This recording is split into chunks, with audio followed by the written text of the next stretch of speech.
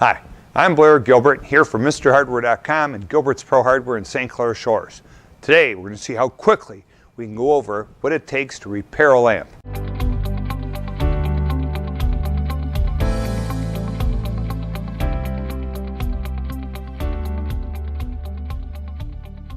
Find out why we're not running. Well, I can feel the thumb nerve dragging, so I have a clue that it's already in the switch that's in the socket. Of course, unplug the lamp first. It's called the harp. These two little fingers lock in the harp. You can squeeze it together and remove the harp. Then a lot of these actually say push right next to the thumb button. Not all of them, but some do, but doesn't have to. All you need to know is that you push in next to the thumb button, and see how I pushed in and I pulled up, and that gets the socket free of the wiring. So now I can take, and we can see how the wiring has been burnt. Things aren't looking so good right here. So this lamp might have had too big a bulb in it in the past. Try to remember that when you put in big three-way bulbs that are going 50, 200, 250, and here's another problem. The screws were loose. I didn't even have to try to loosen the screws. The guy ahead of me didn't tighten anything up tight enough. Anyhow, when you put in too big a bulb in a lamp, the heat generated by the big bulb, the 50, 200, 250 bulbs, they get hot. My older customers that insist on having them big bulbs, they need them to read, so we go with it. That they burn up a socket every 2 or 3 years or 5 years.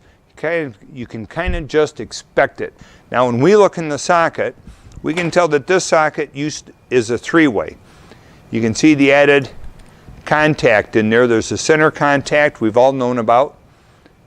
There's the housing, which is one contact, but then there's this little point in there, and what I can show you is a socket that is not a three-way. Do you see what's missing? That's the third contact that makes a three-way bulb get the electricity for the other socket. So we can take a lamp, say this wasn't a three-way, we could take and put a three-way socket in it.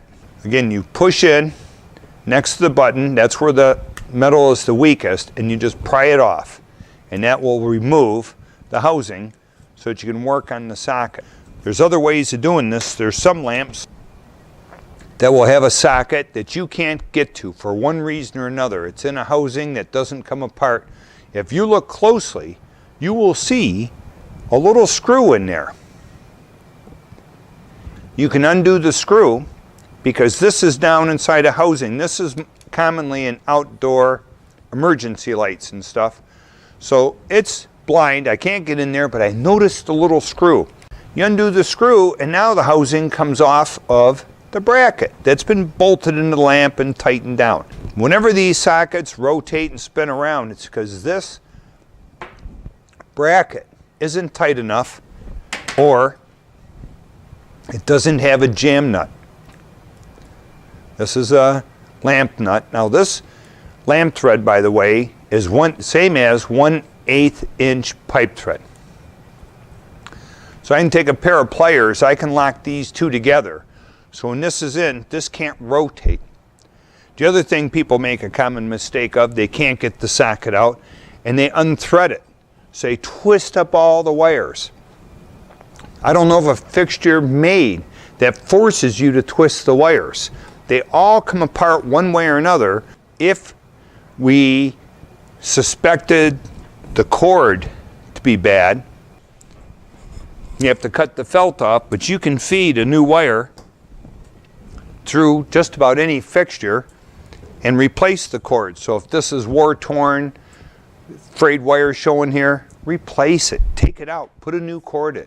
We don't have to change the base. These bases are standard. All these housings, new or old, really are typically all the same. I'm sure there's an odd one out there somewhere, but they're all the same. If this was a polarized cord and we could figure out what the wide prong and the narrow prong were, this is not polarized, this is an old lamp, but the wide prong is the same as a white wire, which goes to white metal.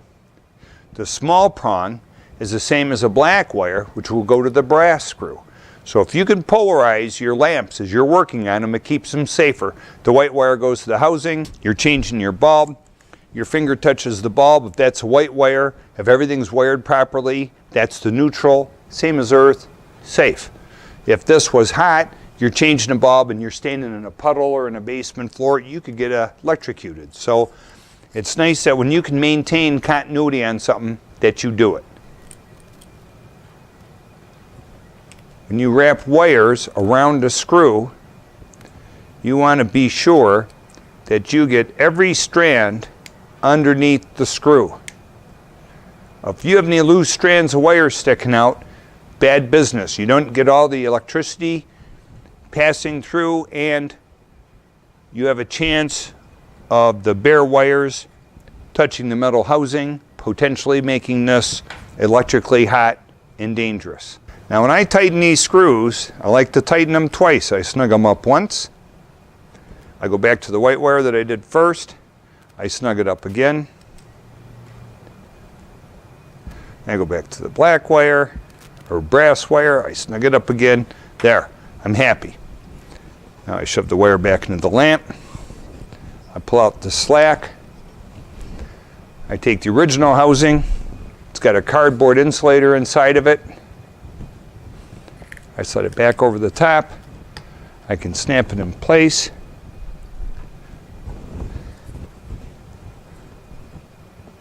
And that's it. This lamp is ready to go. Low, medium, high.